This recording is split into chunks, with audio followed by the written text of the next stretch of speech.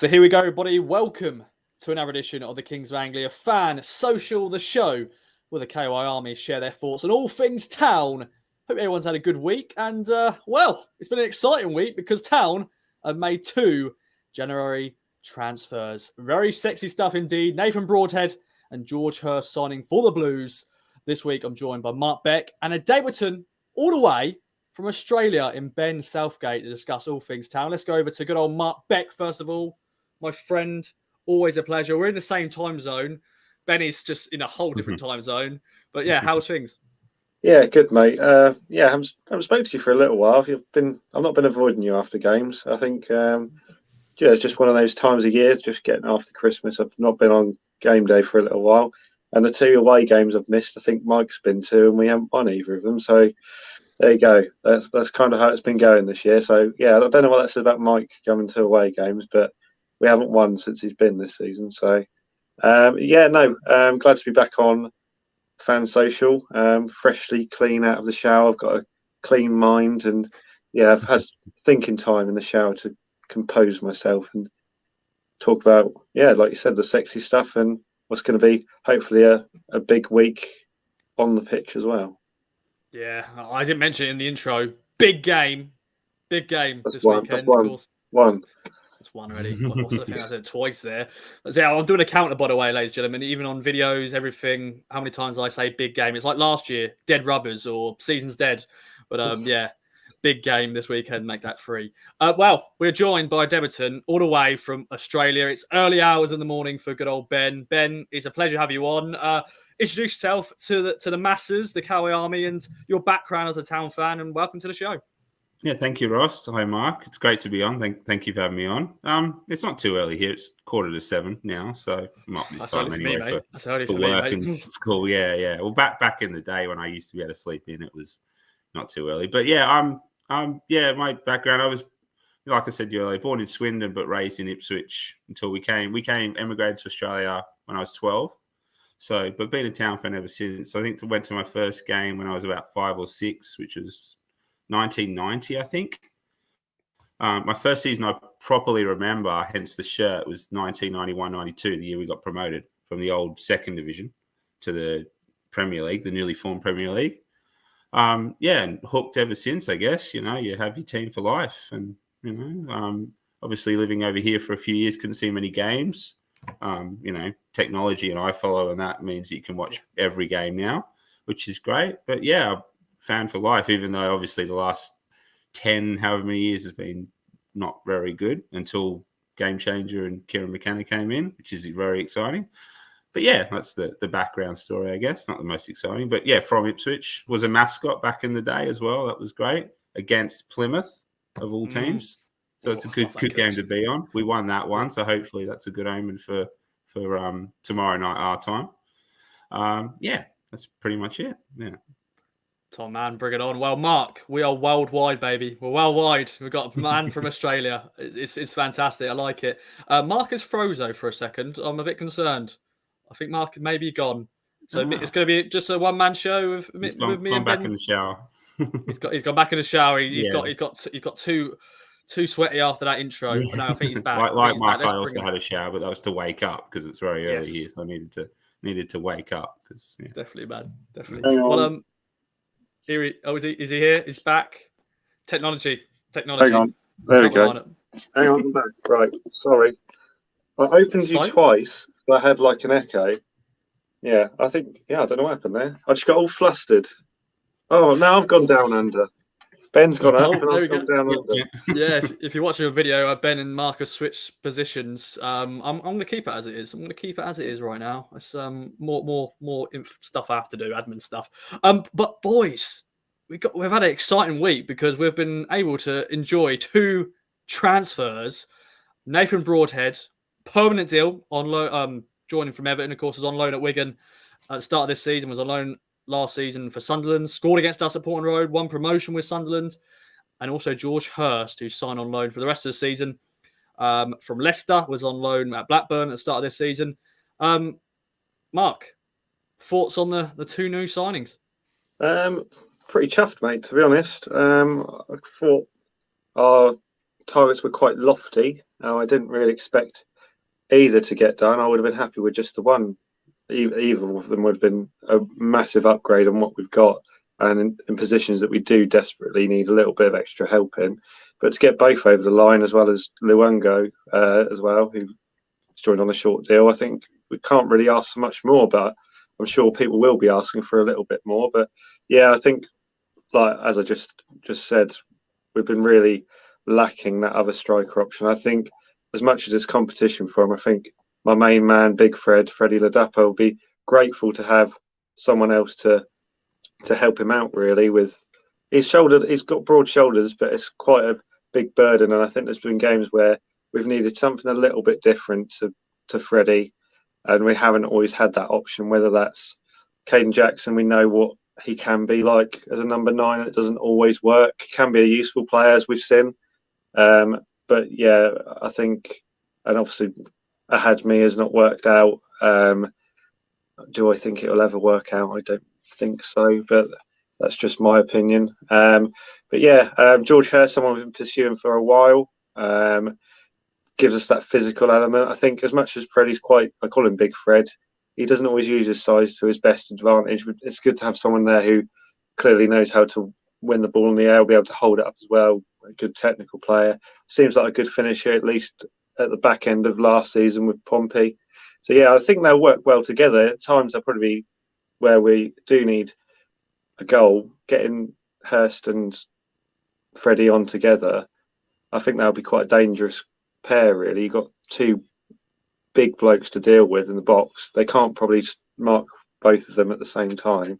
So one will pop up free. And then Broadhead, I thought he was a dead cert to go to Sunderland. I thought the way he performed for them last season at this level, he was far and away above a League One player. But no, we've been quite fortunate. Everton, I think, a little bit cash strapped. They've seen an opportunity there, and we've presented them with a lucrative deal, which will hopefully bear fruit not only in the short term, but should be a good long term investment as well. And yeah, it's basically like having another Connor Chaplin, really. If he can do even half as well as Connor Chaplin has this season, then we've got a really good, dangerous amount of forward options. And yeah, whether that is it for business, I don't know.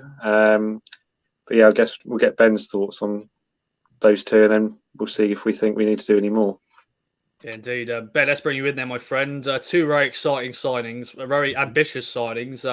We spent a good little bit of money on Broadhead. I've seen his highlights, and some of his goals have been unbelievable. Of course, in those highlights, I don't show the bad bits of his game. I'm sure he's got a few things he still needs to work on. But your thoughts on the two signings? Very exciting. Yeah, I'd heard of Nathan Broadhead, and obviously he scored against us last year, but I didn't know much about him. So doing a little bit of research, watched his highlights on Twitter. He scored some cracking goals. Some absolute blinders, some good ones from outside the box too, which I think we need a bit more of. So that would be good. He looks like a versatile player too. Not sure where he'll play, if he'll play in one of the number 10s or on a wide left position, because I don't think we've got obviously Hirst now and Ladapo. I don't think he'll play as a number 9 that often. But he looks like a really, really good player. And George Hirst, obviously, we've been after for a long time now, so he'll add a lot of competition up front. I suppose he'll be the main number 9 now. Although I think Ladapo probably start tomorrow.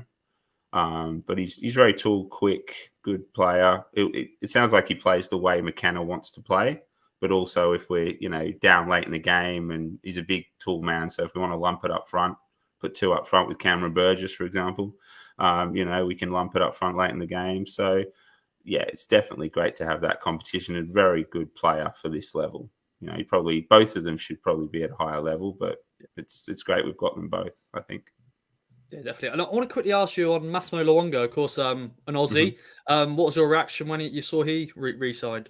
Yeah, good player. I mean, I haven't really noticed much of him the last few years. He kind of fallen off. He hasn't played for the Socceroos for about 3 years as well. So obviously I know of him, but he's a very good, solid player, I think, for this level. Obviously he won't come in and play many games. Looks like he's a backup to probably Evans, I'd say. But you're very handy at this player. Nothing flashy, I think, but he'll do the job well. He'll sit back, break up play. He'll be more than handy at this level. And if we do go up, he'll be a great addition as well, long term. So very, very good signing. I don't think there's any it's not a risky signing. If it works, great. I know he's got obviously a lot of injuries lately. He didn't play much at Borough, but I don't see it as being a risk. If it doesn't work, haven't lost much. But I think if he stays fit, he'll be a very good player for us. I think so. I think a solid signing, Mark. Let's expand then on any other business, because will Town make the other business? What do you reckon? There's other names being thrown out there, linked. Morgan Whittaker, maybe. But what's your thoughts, Mark, on that whole? And also Massimo's, of course, is the 3 signings in the door. Will we have any more? Would you want any more? I think it's, if an opportunity arises, really, I think definitely would be wise for us to deregister Ball and Kamara. I think Kamara's been really unlucky, and I've as a player, I was really excited when we signed him. I thought he was excellent for Plymouth last year. But obviously, there's a deep-rooted injury issue there that needs sorting out. So it'd probably be wise to give him that time to get fit and be ready for next season, depending on what league we're in. I think he'd make the jump up to the Championship from what I saw last season of him. I think that's what he was probably hoping for when he tried to get a move from Plymouth. I think that's what he was hoping for. So that would leave us with one space, and I think we've got to think about next season as well. So there's going to be a few players like Richard Keogh and Sonny Aluko who you think are either going to play an even reduced role than they are now, or may not even be a part of the team. And I've also got to think about players that may not, we obviously expect and we bloody well hope will be a Championship team next season. Is there players in the squad and positions where you think we may need to upgrade for next season? So I think there's a lot of talk about, I don't think we're too bad defensively. I think there's a lot of talk that, we've suddenly become really leaky at the back. I think it still takes a lot for a team to score against us. It's been quite unfortunate, or other teams have been, shown some moments of excellence to actually score against us. And it just reflects badly when we don't necessarily get the ball in the back of the net at the other end. But I think an upgrade at right back wouldn't necessarily be a bad move. I think I'm one who's eaten the biggest humble pie about Genoa Donassi, and I think he's proven me wrong time and time again. But I have doubts whether he would make the jump to Championship again. Kane Vincent-Young, another one of my previous, boys, as you would say, who I've been a big fan of. I think it's a mutual interest that maybe he could move on, because I think he deserves to play week in, week out at League One.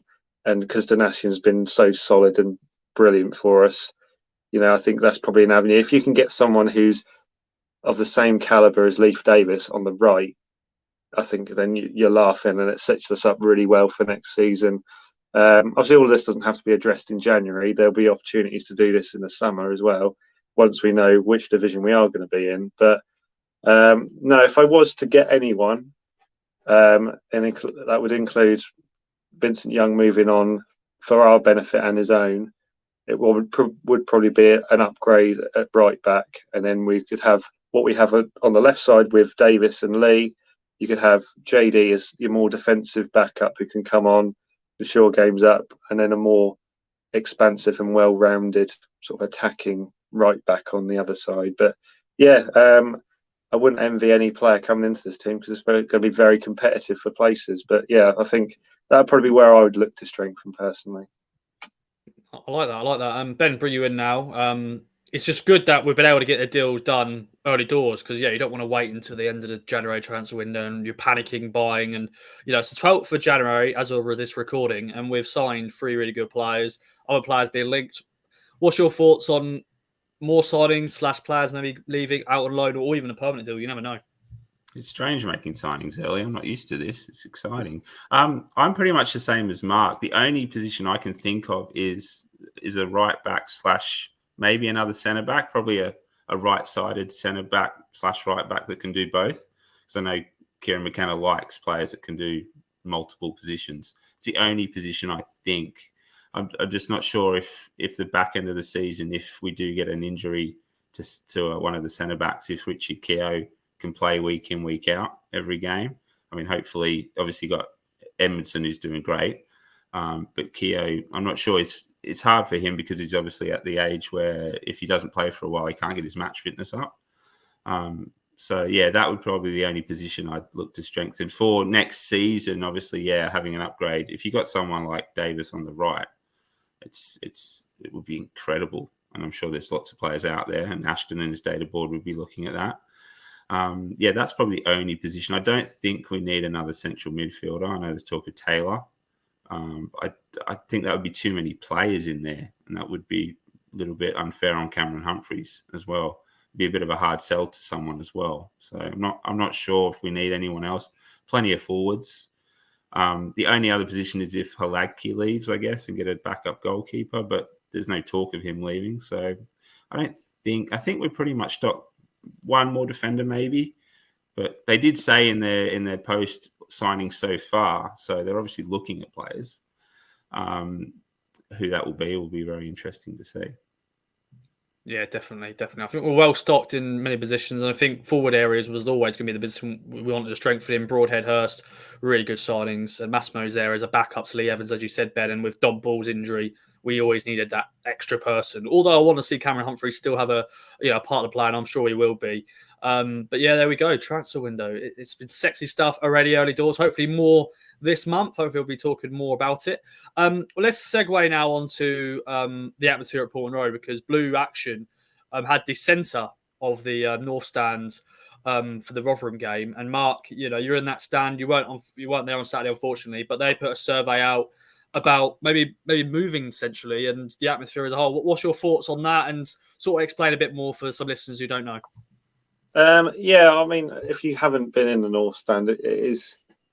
I think Blue Action have done a really amazing job since they were formed at generating some sort of atmosphere in the North Stand, and particularly their displays. I've been fortunate to have a little bit of a hand in helping them out and laying them out on a match day, and it is a pleasure to be a part of, because it's something that people enjoy seeing. But as good as they've been, they've really struggled to spread their voice as you would across the stand, and that's not down to any lack of effort. They've tried immensely, and I think if you don't know where they are at the minute, they're currently at the front of section 6, just inside. They used to be right in the corner, but now they're towards the front of the pitch. I think the way the acoustics are in that stand, it does struggle. So them being centrally, and from what I've seen on Twitter, there's a very positive response to their move, and the difference it made to the atmosphere, almost spreading to other stands as well, which is something that again struggles to happen. So I think a move centrally would be really beneficial, and I think the only trouble they'll have is people enjoy sitting where they have for potentially 10, 15, even more years than that. But I think it's something that would really benefit us, and it would go hand in hand with the way the club's turned around. I think Blue Action were again instrumental in helping put pressure on Marcus Evans to, we're always sort of seen as sleepy Suffolk and not necessarily being progressive in challenging things, and maybe we let it go on a little bit too long, the Marcus Evans regime, without being truly questioned. And they played a part in that, but it'd be nice to see it go full circle for Blue Action to not almost be rewarded. The club, their supporters, the club doesn't owe them anything, but their dedication to, what their mission has been since they started. It'd be really nice for them to have a section which people could join and for it to grow, whether that be in the North Stand. I know there's talk of Cobbold Block A, which is at the top of the Cobbold, and I think maybe I can see the Cobbold being the standard that Game Changer look to renovate if they're going to do an expanded attendance, because as we've seen on Twitter today or yesterday, as you're probably watching this, we've only got 7 tickets left for Saturday's game, so we're going to need some more seats if we keep up this sort of level of performance if we get promoted. So it'd be good to see a whole new section for Blue Action to move into, to make their own, and whether that's safe standing or not, that's another whole argument. So it'd be good to see them be kind of rewarded for all their efforts, and build sort of an expanding vocal group of supporters who can help drive the atmosphere up. Because the thing that frustrates me about the North Stand, it has kind of changed now that they've segregated the upper and the lower. Yeah. You'd get quite a big group of people singing and chanting on the concourse before the game, and then you get up into the stand and there's nothing. Like it's I don't know what happens, whether they kind of tire themselves out and they have to give them sort of 15 minutes to get back going again, or I don't know. But it would be great to see a singing section, and I really hope Blue Action, are able to make that happen with the help of the club. Yeah, definitely. Some of those displays they've done this season have been unbelievable. Even last year, some of them have been unbelievable. And I know, of course, you're wearing a Fortuna Dusseldorf shirt of the Fortuna fans. Blues are coming to the game this weekend. I think the Norwegian branch as well. I know the Southwest branch. I think they're bringing a good 30 or 50 people as well. Fortuna got a massive flag. I don't know whether they're going to get it in the ground, but it looks ginormous. Yeah. I don't know whether that's making an appearance. I'd love it to see it, but we'll have to wait and see. Yeah, I'm looking forward to this weekend. As you said, it will be a sellout. Plymouth are bringing a lot of fans as well. It's going to be a great atmosphere. And Ben, unfortunately, my friend, you're not going to be able to be there because you're all the way in Australia. But what's your thoughts on atmosphere and what's it like watching on iFollow and all that sort of stuff? Do you get the opportunity to hear some of the atmosphere with the cameras and the audio? Do you get any of that? Yeah, I'm very jealous I can't be there on Saturday, but sorry, it's a motorbike going off in the background. It'd be very nice. Sorry, the audio, the motorbike's throwing me off.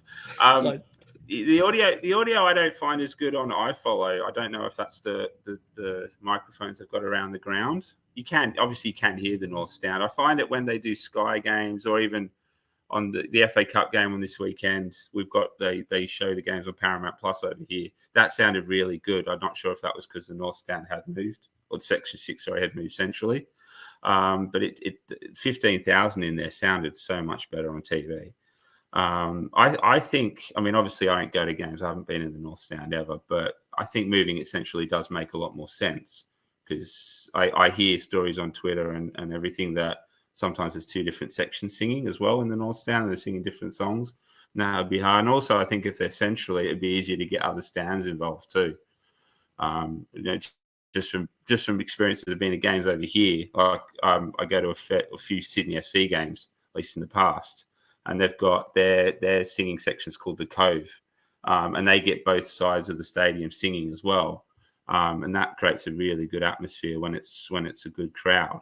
So I think in the middle, it does make a lot more sense. But obviously, it's hard because you've got fans that have sat in that section for so long, probably don't want to move. So that's going to be difficult long term. I can see why it's a difficult one for the club. But it does make a great difference, I think, having them more centrally. Yeah, well, we shall see what happens. But if you're get involved in that survey. I know Blue Action's put it online. Get involved and share your thoughts and all that sort of stuff.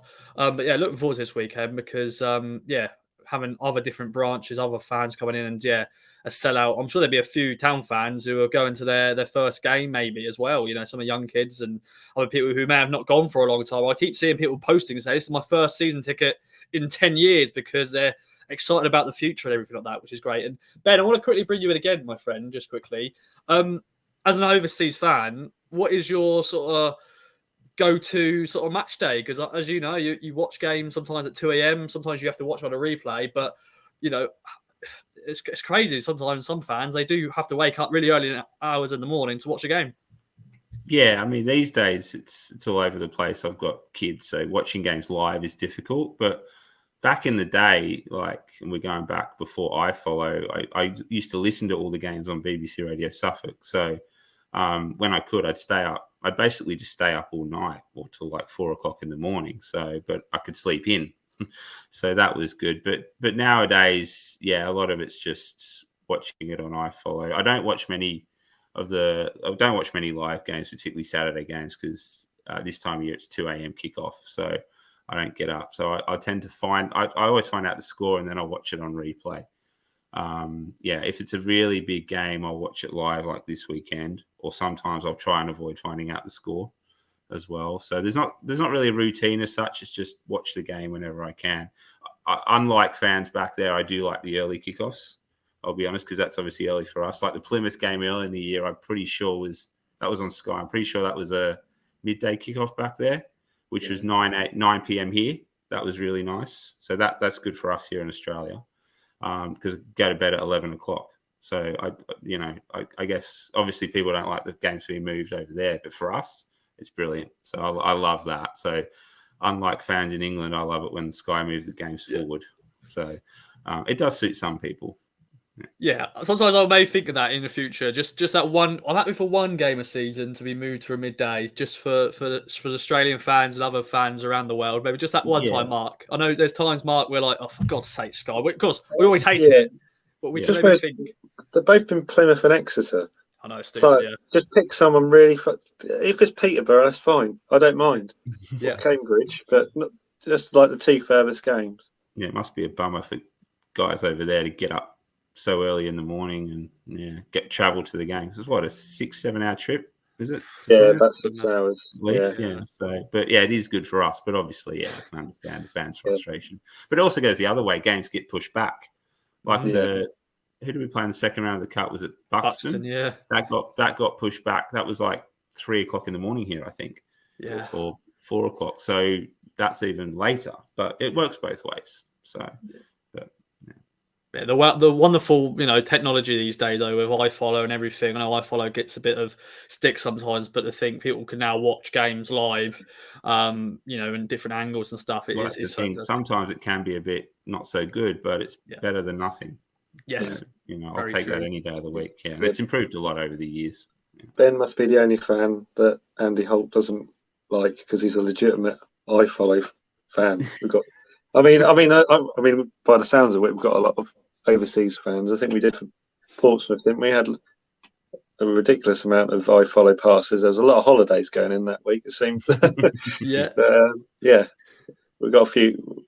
At least we've got a legitimate iFollow fan over There's here. quite a few over here, to be fair. Quite a few fans over here and in New Zealand. So do we need the Australian branch as well over for Saturday? That's what we need.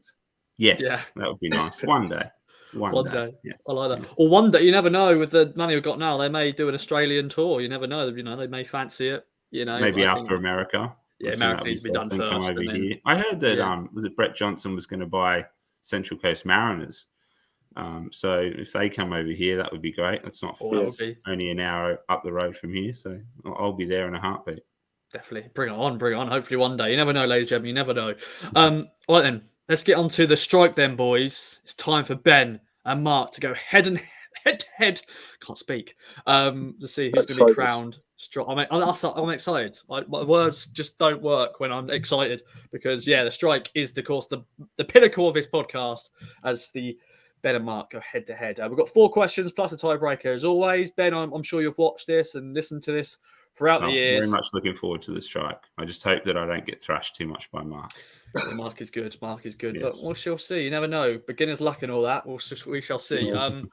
First question is on George Hirst, obviously, because he's signed. Now, George Hirst has played in which country? So he's had a little time away in a country. Is it Belgium, Holland, or Sweden? So a little after leaving Leicester, he went out and signed for a club. And then he returned to England pretty sharp. I think he spent one season on a permanent deal in this country. Belgium, Holland, or Sweden? I'm just double checking actually what the answer is because I don't actually remember now. Let me just double check. I think I know what it is, but I just want to, just in case. Yeah, 3 goals and 22 appearances. I'm impressed. Yeah, I know it's not. Yeah, I haven't bracketed the answer. All right, boys, what do you reckon then, Ben? Mark, what do you reckon? Belgium. Yeah, I've gone Belgium as well. It is Belgian. The team is Levine. Someone called Levine. I won't try to pronounce it. Pretty sure he mentioned that in his interview with the club, so that's how I remembered. Oh, like it. Look at that. Always remember them sort of nuggets. Always remember. You never know. You may need it for a strike. So there we go. Now, big thing is question 2 is on Nathan Broadhead. So 1-1, question 1. Of course, everyone listening at home, play at home, get involved.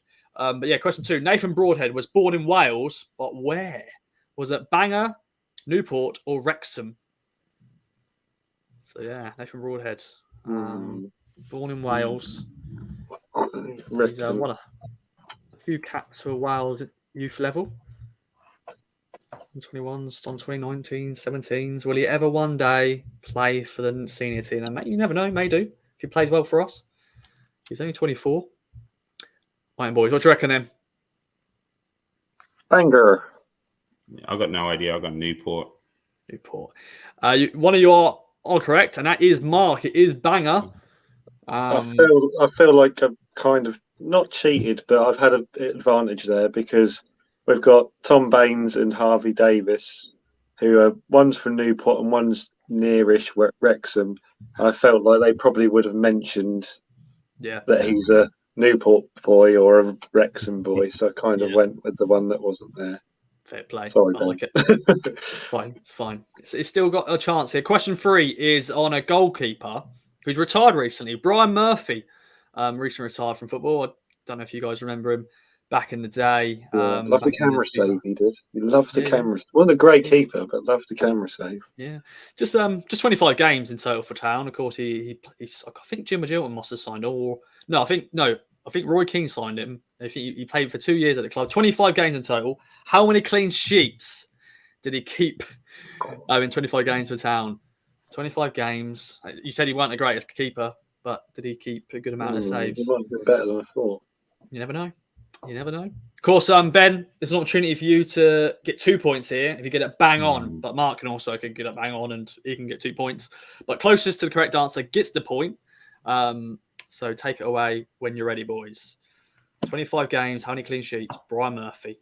Best of luck in your retirement. 6, 3. 3. Ooh. Wow.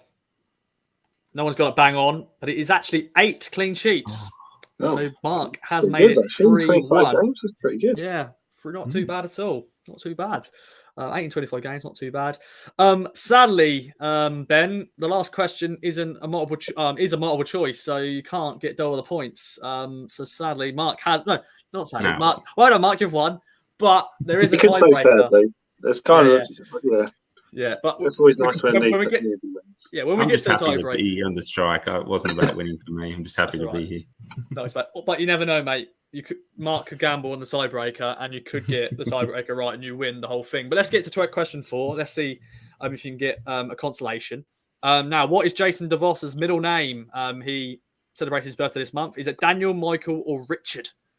And once again, just going to double check this because I did have the answer on me, but I've got a new laptop. I've got a new work laptop here at Kings of Anglia, and all my stuff has just been removed. And I don't know where I'll put it. But Jason DeVos. What sounds better? Jason, Daniel DeVos, Jason, Michael DeVos, or Jason, Richard DeVos? I think they're. By the way, I also Googled like Canadian players, and they came up like Daniel, Michael, and Richard just to see, try to keep it Canadian. Like DeVos that's a solid name, isn't it? I love to be like DeVos, my last name. That's just I like that. That suits him. Ross DeVos. That's a good. That's a great name. Oh, I'm calling you that from now until the end of time. There we go. Ross DeVos. Ross DeVos. I'll take that. I like that. I'll change my Twitter handle and everything. That is my name going forward. That's my name going forward. But what is Jason DeVos's middle name then, boys? What do you reckon? Michael. Yeah, I went Michael as well. I'm sorry. Ooh, you're both wrong though. It's actually Richard. Jason Richard DeVos. So there we go. Happy birthday, good old Jason. He had his birthday on the 2nd of Jan, so it's a belated birthday. But he's 49 years of age now, Jason. So he's got his big 50 next year. So big up, Jason DeVos. Now, Mark, you've won overall. Well done. Tiebreaker time. You going to gamble? Yeah, the fun hasn't stopped yet. Obviously, when the fun stops, stop. But I'll gamble. The fun hasn't stopped yet. We'll keep going. Okay, then. Well, the next question, of course, now you could win this, Ben, if you, of course, did it bang on. And Garrett Williams celebrates his birthday this month. Of course, a man from the 90s, the Welshman. And he actually won some caps for Wales. But how many caps did he win for Wales from 1998 to 1996? 8 years, he had a spell of winning a few caps for Wales. How many caps did he win? You mean 1988? to 19 Yes, pounds. sorry, my bad. It is there for me to read, but I just ignored it. So yeah, got to help the listeners, because I'm sure the people watching this, but there will be also listeners in their cars thinking, what do you say there, Ross? What's the question? So how many caps did Gareth Williams win for Wales from 1988 to 1996? Ben has to get it bang on to be champion. What are you going for, Mark, as Ben has a little think? I have no idea. It's probably well undersold. 12? 12, okay. Sorry, I was a bit slow there. It was my era, but I was a bit young, so I've gone 22. 22. Well, someone is very close. They're one off. It's 13. Oh, well done. So Mark could have been. I just thought Wales aren't very good. They didn't play many. They didn't play World Cup games, did they? No. Or Euros games. So yeah. Well, 13 caps, 0 goals. I'm trying to think. I can't give you any more. No, it just says on his Wikipedia he played 13 times. I was hoping it was going to show him like his debut for Wales against whatever team, but it isn't. But there we go, Mark. Well done. I'll go over to Ben first, though, quickly. Your thoughts on taking your first attempt at the strike? Yeah, it's great. I was looking forward to the strike. I knew I probably wouldn't do that well, but no, I was just happy to participate. I couldn't win anyway. You couldn't get the trophy over here. So yeah, true. Well, I don't know. But no, it was great. So I was obviously up against a great opponent in Mark, but all good. Very much enjoyed it. Tom, man. Well, Mark, well done, my friend. Another win on the strike. Speech as always. Just another day at the office. I always bring that one out, don't I? Yeah, pleasure to have a new opponent, a new victim. I might just get a list going. Get a new list going. No, it's just the way they fall. It's a lot of it is just. I find with the numbers, it's just maths. You go, they were crap, or if they were good, and then you just go, well, they weren't. They probably they left the strikers they're probably nearly 1 in 2. Yeah, just do it like that. And Brian Murphy was pretty crap, but he did better than I thought. To be fair, yeah, he did all right. He did all right. But yeah, to end the strike here, all the best in your retirement, good old Brian Murphy. There we go. I think he's now a goalkeeping coaching at Waterford, which of course John Walters is now he's got a new job with Fleetwood / Waterford, which is great. It's great. Yeah. So sorry, Brian, I didn't mean to call you crap if you're watching. No, you never know, mate. Out of nowhere, you get a comment from Brian Murphy going, "Why'd you call me crap?" I love my time at town. But there we go. That's it's better than Aaron Lee Barrett. There we go. Yeah, I'm not so sorry for him. Oh, now Aaron Lee Barrett's going to complain. No, I'm not so sorry for him, mate. That's fair play. It's fair play. There we go. All right, then, boys. Well, let's move on. Do I say it? Cool. But we froze. Are we back? Slightly. It was so big. It was such a big game. I thought you were building it up massively. No, for some reason my internet has gone weird for a second there. I think we're back though. I think I'm just waiting for that expense. It's a big game.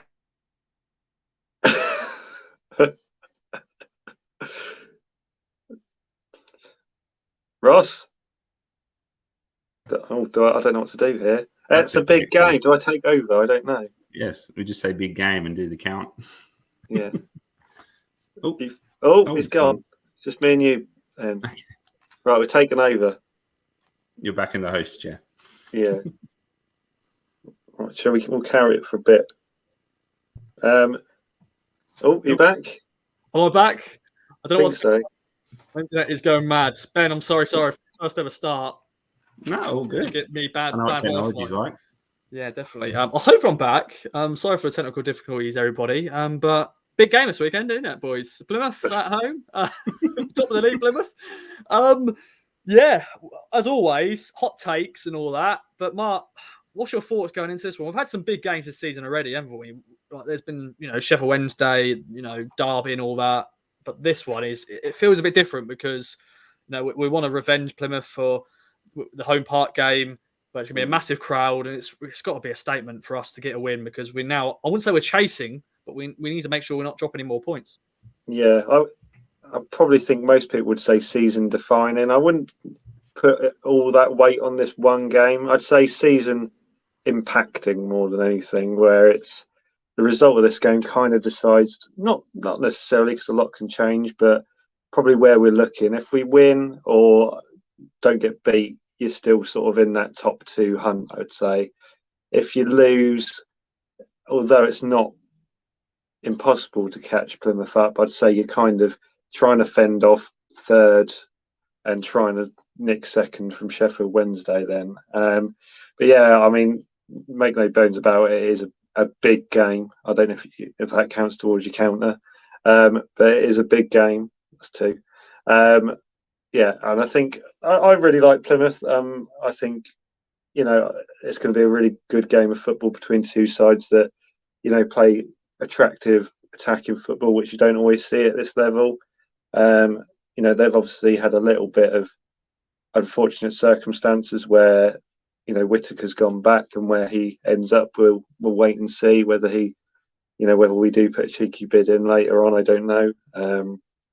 But it's just more important that he's not playing for them, because he's been so, you know, influential for all their success this season. But that doesn't take away from the rest of their team. You know, they've got a very good team, sort of 3 other good strikers, Hardy, Ennis and Cosgrove have all chipped in well. I think Finn Azaz is back, who was really good at the start of the season.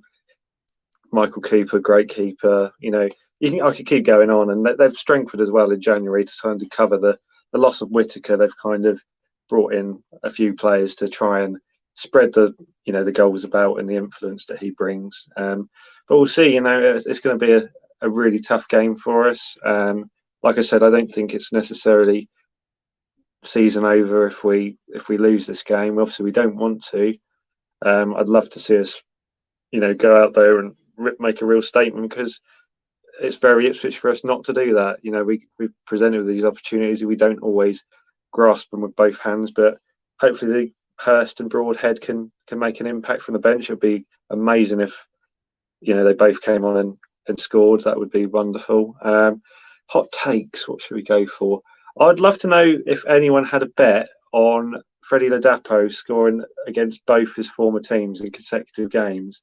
That's quite a interesting take. I'd like to see him score. That would probably, you know, be a little bit of a message and a marker laid down to George Hirst. It's like, well, you've come in, but I'm still scoring goals. You've got to dislodge me from the team. That would be quite nice to see. But no, what would we go? Hot takes. Well, if you want, mate, have a little think, and I'll go over to Ben. Yeah, let Ben have a little bit of chat, and we'll go back to hot takes. Yeah, we'll go back to hot takes then the pod. But Ben, big game. How are you feeling? You know, all the what? Yeah, you heard a big game. But yeah, Plymouth.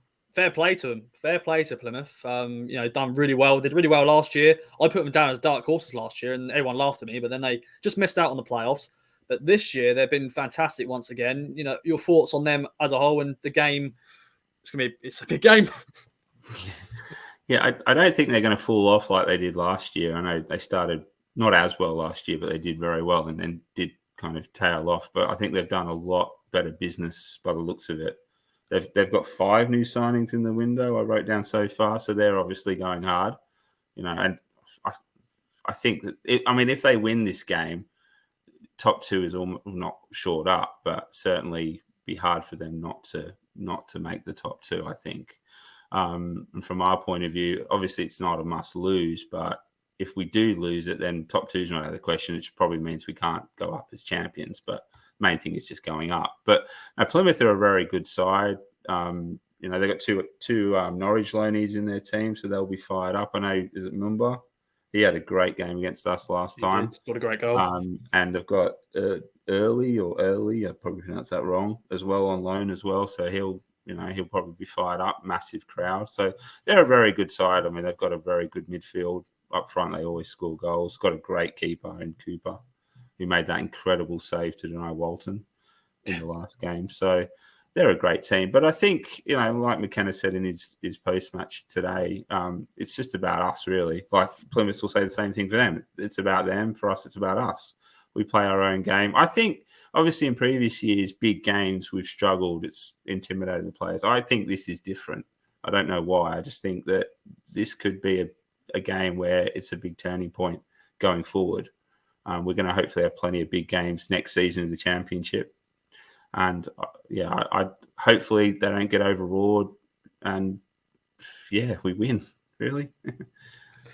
Yeah, hopefully, my friends. Well, Mark, her time now. Hot take, Slacks prediction. I want your prediction as well. You got to put a marker down. What you saying? That probably is the hot take.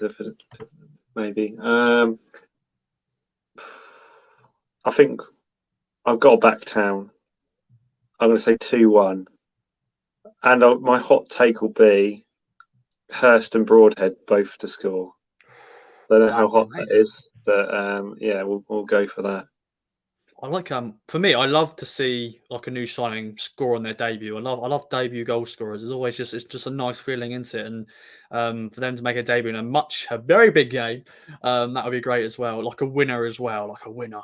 That's my hot take, maybe. Yeah, Hirst. Because as I said, I wasn't that excited when he signed, but I'll get more excited if he scores on his day. Come off the bench and scores a win. So that is my hot take, ladies and gentlemen. Ben, over to you, my friend. Hot take. Predict something you think could happen, but you want to happen. But no, that's not how you say it. Yeah, hot take. Yeah, I've gone for a very out there hot take. I figured, first time I'm in Australia. It's a very hot summer, so I think we'll win 2-1. But my hot take is Janoi Danassian to score. Finally, he's got to score eventually. I always thought if I come on this pod that I'd tip him to score. So why not? Probably won't happen, but late winner, front of the North Stand, shirt off, But the main thing is we win. I think we'll win 2-1. I think it'll be hard to keep a clean sheet, but I think we'll win. I like it. Yeah, like Janoi Danassian, like he just doesn't get enough positions, does he, Mark? Really, to score a goal. He scored in that Plymouth game, didn't he? I swear he had a shot. He did actually. I remember it came right over and the guy blocked it, didn't it? The guy looks like Van Dijk. Can't remember. Longwick, what his name is. Yeah. The only other time I remember him nearly scored was at Morecambe away. Yeah, it was. Yeah, so I don't know how that did not go in. They goalkeeper had a hell of a game that day. It did. That was last season. Yeah, I think he doesn't. Again, going back to the earlier point, that's probably why I maybe want someone a bit more attacking. But I'll probably get pelters for saying that. Well, yeah. Once again, I do like JD. He's consistent. He's solid. But I like him to score a few goals because he's nearly get to 100 appearances and he hasn't scored. It's like Cole Scooch, really, isn't it? Cole Scooch went a long time without a goal, and when he did finally score, people made T-shirts. So I think that'll be the same maybe with Janoi. And if Janoi can score this weekend, that'd be a great hot take, Ben. And you'll come on every podcast after that because hopefully Janoi will score every time you say, he's going to score. That's the hot take. Probably won't happen, but who knows? You never know. He's got to score one day, hopefully. Hopefully one day. Because I think he scored once in his whole career, I think, if I remember. I think it was for somebody. I think it was for Accrington or something. I'm just going to double check this, ladies and gentlemen, because it's always good to know. But the amount of games he's played, I think he scored one goal in his whole career. Yeah, 308 games he's played. He scored one goal, and that was Accrington in League Two. So that's a long time without a goal. It's due a second. It's due a second at some point. There we go. We shall see. Well, Mark, Ben, it's been a pleasure. It's been a great podcast. But as always, any other business, Ben, it's been great to have you on. Any other business, my friend. You sent me a great picture over of you being a mascot back in the 90s. That's great. It's sort of nice, open going into this game in terms of you're a mascot and you're on the podcast for the first time. Surely a Town win this weekend. Yeah, mascot against Plymouth way back in 1992 before you guys were probably born, I'm sure. But, hopefully this game, it will be a better game than that game was way back then. It was a rather boring game from what I remember. But we won, and that's the main thing. And it was a promotion year. So I think they're good omens. We went up that year. Hopefully go up this year, fingers crossed. But no, thanks for having me on, Ross. It's been absolutely wonderful. So hopefully I haven't disgraced myself too much. Thanks for having me on. Tom, man, it's been a pleasure, my friend. It's always great to get more voices on the podcast and just be like Ben, everyone. Get in contact with me on Wrestling Media UK to get involved. Be on the Fans Social. Be on game day. If you're going this weekend, come over and have a chat. And for future game days and fan socials, get involved. Mark, it's always a pleasure, my friend. Any other business? Not really. Just a pleasure to be on with yourself, and yeah, good to be on with another debutant, which is Ben. Pleasure to put a name or face to a name, I should say, as someone I've known on other circles on Twitter and other whatnot. It's always good to actually speak to someone that you've probably interacted with on social media. Yeah, I think it's a big game on Saturday. If you can't get up for that, there's something wrong with you, really. If you're an Ipswich Town fan, I think if you're getting down to Portman Road, enjoy the day beforehand and bring your best singing voice. And yeah, if your voice isn't hoarse by the end, and hopefully you've got a big smile on your face because we've won. That is what Saturdays are all about. So yeah, I can only, as much as I believe in this team, I can only hope and pray, like we all are. Probably, arguably the biggest game probably since the 2015 playoffs, really, for us. So yeah, bring your singing voices, really. That's all I could say. That's all I can offer. But yeah, thanks for having us on again, Ross. And yeah, come on Town. Yes, come on Town. Bring it on. I'm looking forward to this weekend. As always, support our sponsors at Manscaped. Use the code KOA for 20% off and free delivery. And of course, if you want the goats of marketing, use Ginger Pickle. Good old Tony Southgate doing some great work there. And enjoy the game if you're going. If you're not, follow the game with us. It's a big game, ladies and gentlemen. Bye-bye for now.